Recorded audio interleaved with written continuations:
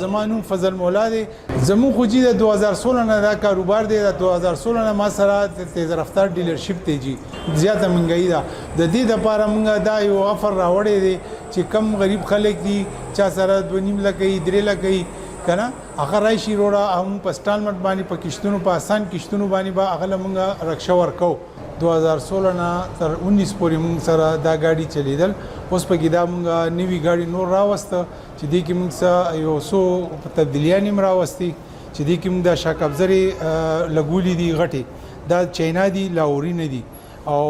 مرشاته ایسم په کې موږ پنځټه غټه لګولې ده د دې لپاره زور د لپاره انجن هم په کې غټ دی او ان شاء الله دې کې اوس موږ یو بل افر راوړی دی چې لکه دا ګاډي موږ په انسټالمنٹ په حساب باندې په کشتونو په حساب باندې به دا موږ ورکو او هغه کې موږ د عوام د فائدې لپاره چې لکه دې کې موږ 2,20,000 روپۍ نقد اخلو او 4.5 लाख روپۍ لکه 6.5 लाख روپۍ کې به د ټوټل قیمتي 4.5 लाख روپۍ به بقای او 15,000 روپۍ په کیش باندې به دا موږ ورکو ان شاء الله د دې فائدې نه زیاته عوام ته فائدې ملو شي موږ په دې هغه او دا د کمپنی شوروم دی تیز رفتار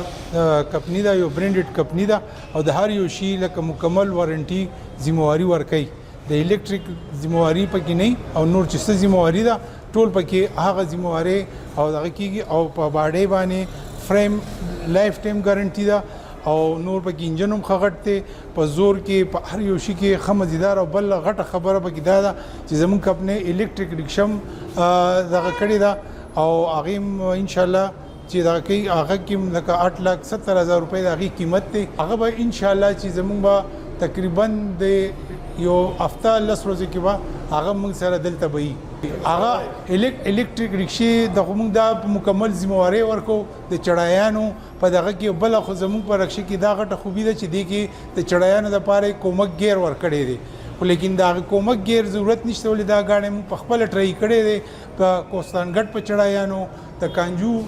ټاون په چړایانو او د مټي د شاته بایپاس چټولي چړایان غرونو په ټولو موږ په خپل بذات خود موږ خپل ټرای کړی دی موږ مخکینی لا خپ ذمہواری باندې ورکو نو ان شاء الله د دې افر ډیره فایده واخلي او ان شاء الله چې تاسو چې راشي تاسو په خپل وګورئ تاسو به دا ګاډي د هر یو شی موږ مکمل تاسو ته خو مکمل یقیني دانی درکو نو هغه خو چې لګا یو کس په موږ لدی ذمہوار راکړي او یو به کسٹمر په خپل راشي او هغه له موږ دا ورکو 2,20,000 روپۍ پکې نقد دي او بقایه به موږ په کیش باندې 15,000 روپۍ میاش ورکو د الیکټریک رکشا چې دی هغه 8,70,000 روپۍ قیمت ته او زمونږ رکشا چې د پټول پاکستان کې چې څومره برانډډ رکشې دي ټولو نه قیمت زمونږ د رکشې کم دی او پایداري کې او په زور کې پاره شي کې په 1 نمبر دي او بل دا دی چې د الیکټریک رکشا چې دا د دې خو بجی یو ځل خرچه ده د شپې 5 یونټ باندې چارجینګ دی مکمل چارجینګ باندې او د ورځې په خار دنه دا خسته جی دا 170-80 کیلومتر دا فی رینج باندې په د الیکټریک د بیټری په یو رینج باندې د چارجینګ چوشي هغه باندې دا مکمل دا 170-80 کیلومتر په خار کې دنه چلیږي او چې د خار نه بار چلی نو دا 140 نوالی 150 پورې دا چلیږي او بل دا دی چې د الیکټریک رکشې خو جی بس خالی دا دی چې چلوي هغه ان شاء الله تاسو ته د پېټرول بچتی د ګیس بچتی